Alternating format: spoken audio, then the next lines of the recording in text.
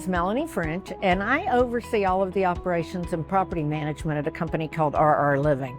We're based out of Dallas, and really property management is my heart and it's part of who I am. I've done that now for over 40 years. And what I love about RR Living and the Dallas area that we're based in is that we're central to all of our communities that are out throughout the Southeast. We have about 16,000 units. They're comprised of multifamily, some build to rent. So we've got a really good mix.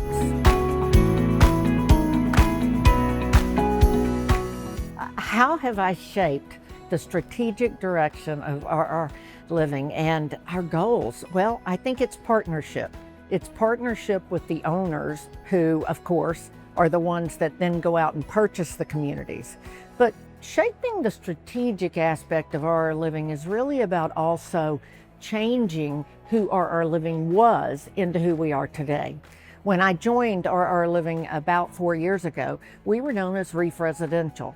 And that did not really sound like the place that you want to call home. And so for us, it was really important that we give the company a brand and a name that our team members could resonate with and that our residents could resonate with.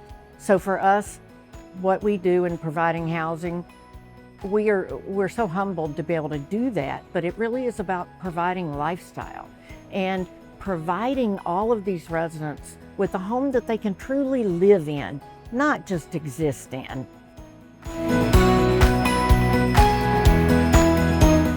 I think that one of the greatest challenges today for property management professionals is in balancing creating that exceptional living experience while also trying to ensure that you've got the highest rate of return for your investors you can.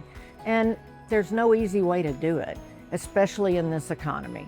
So I guess where I feel like it's the most important for us to be able to really drive that revenue for investors, but not lose sight and focus of our residents, it starts with our team members.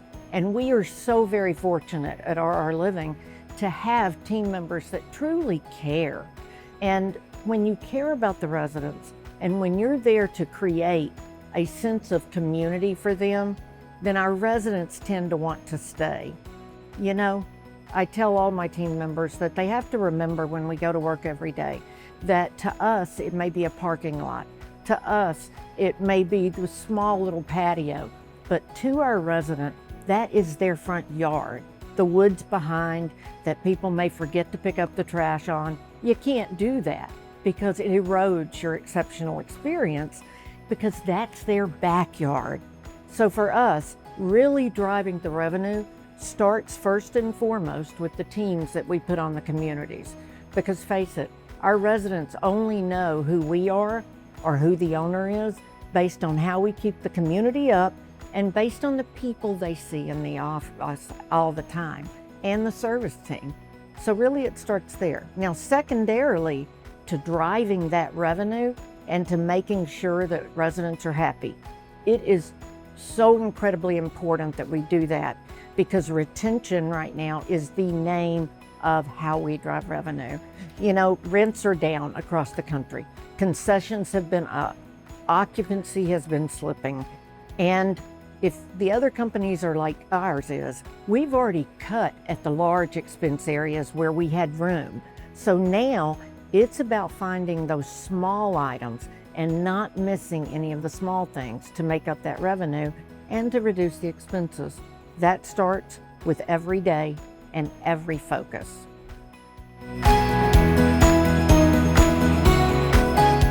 What have I observed in the build-to-rent sector and in property management in general over the last 30 years or so? Oh, that is such a huge shift.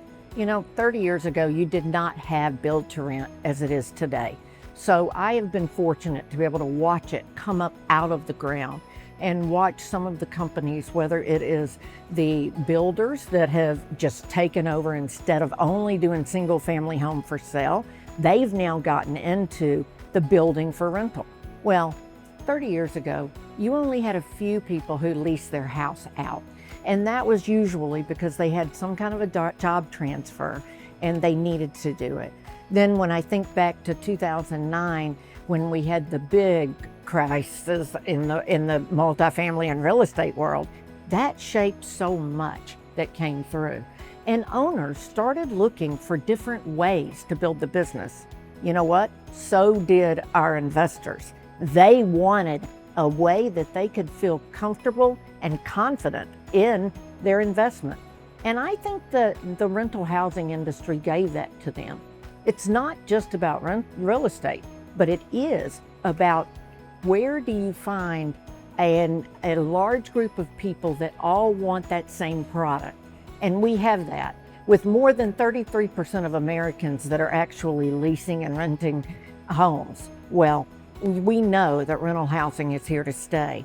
It did become a little questionable during COVID, and there was a lot going on at that time. But what has happened since then is, if you look from the time COVID started to where we are today, the build to rent segment and the single family home segment have just grown exponentially.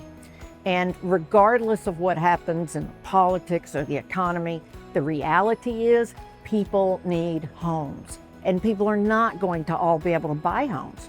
For that matter, they don't even want to always buy homes nowadays.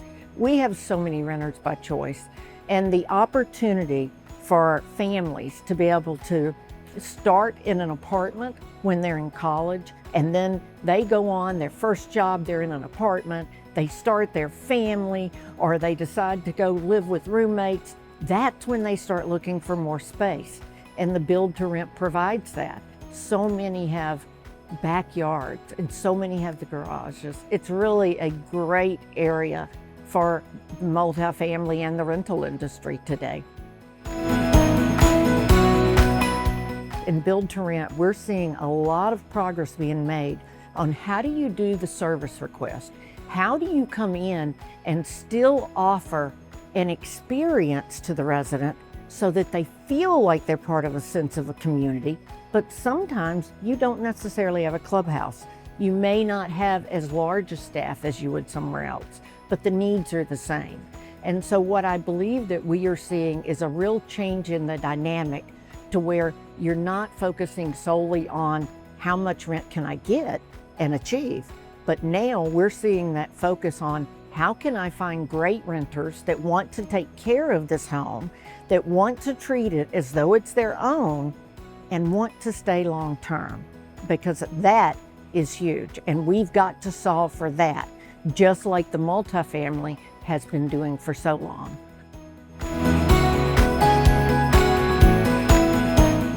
All of the legislature that is out there right now with the new housing bill, it is set to really dynamically change the SFR and the BTR business. And so as owners and investors, it's going to be important that we stop and not rush to conclusions, but that we take that approach of wait and see while we're coming up with ideas and suggestions. The idea that we may have to sell after 7 years is quite unique, because I'm not even sure how you would do that.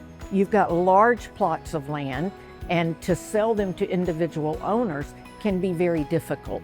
So we're going to, I believe, see a sit back and wait process. And we've got great groups like NMHC, like NAA. They're really doing good work on the lobbying side. And the housing bill, if you read all 300 plus pages, it is very detailed, and there is so much more in it. So let's wait and see. Not get panicked yet, but while you're not panicking, it still is incredibly important to be proactive as you're starting to develop land. So if you're beginning now to set your sights on the land, then owners have several things to consider. One, what will I be able to build and then turn around and sell? Will I be able to keep it as rental? And if so, for how long? And who are the real decision makers behind this bill? Because that's who we need to go talk to.